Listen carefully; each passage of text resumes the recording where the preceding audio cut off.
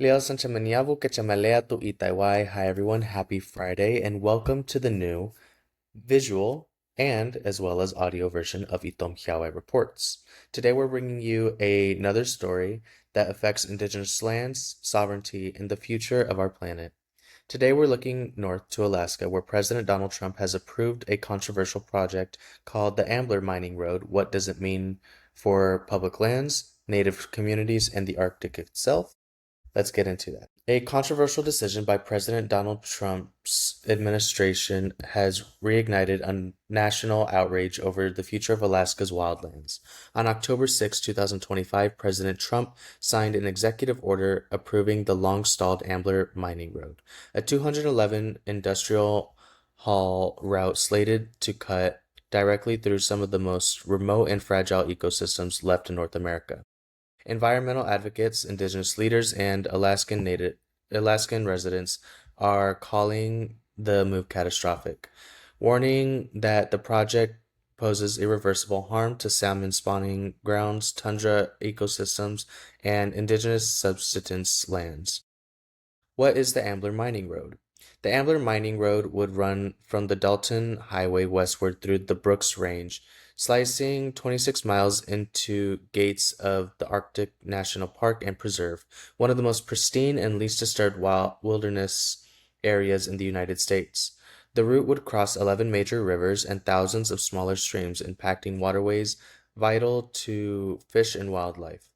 Federal reports already found that the project could cause significant and irrevocable harm to ecosystems and Alaskan Native communities that rely on hunting and fishing for survival.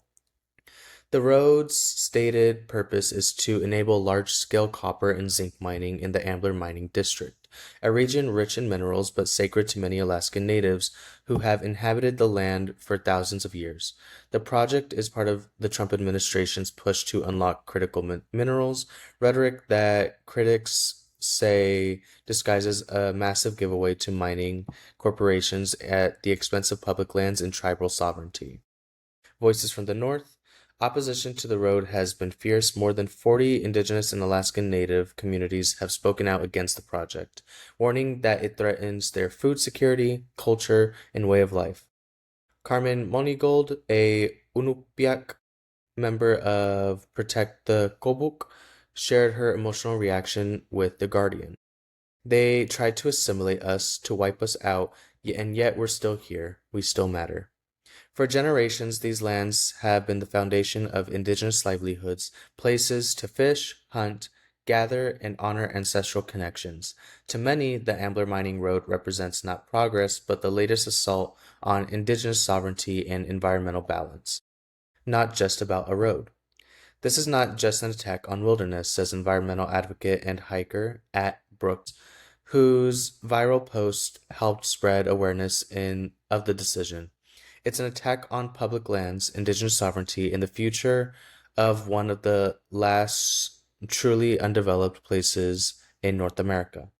The Ambler Mining Road debate touches on broader issues: the protection of national parks, the role of extractive industries in climate change, and the ethical responsibility of governments to consult indigenous nations before altering ancestral homelands.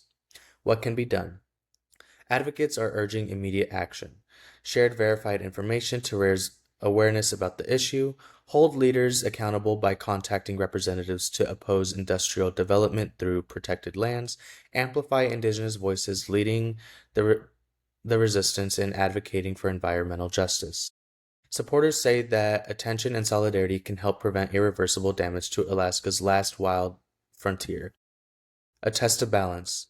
The Ambler Mining Road controversy encapsulates a global dilemma: how to balance economic demand with environmental and cultural preservation. For Alaska, it's not only about resources, but about identity, who the land belongs to, and what the future generations will inherit. As Indigenous leaders continue to remind the world, the land remembers and it is watching. Thank you for listening and watching the audio and visual version of Itom Jiawai Reports. This story is a reminder that our lands are not just maps to be redrawn, they're living relatives. The fight to protect the Arctic is also a fight for Indigenous sovereignty, culture, and balance for the earth itself. For more stories like this, follow Itom Jiawai Reports, where our voice tells our stories. Chimike. I'll see you next time.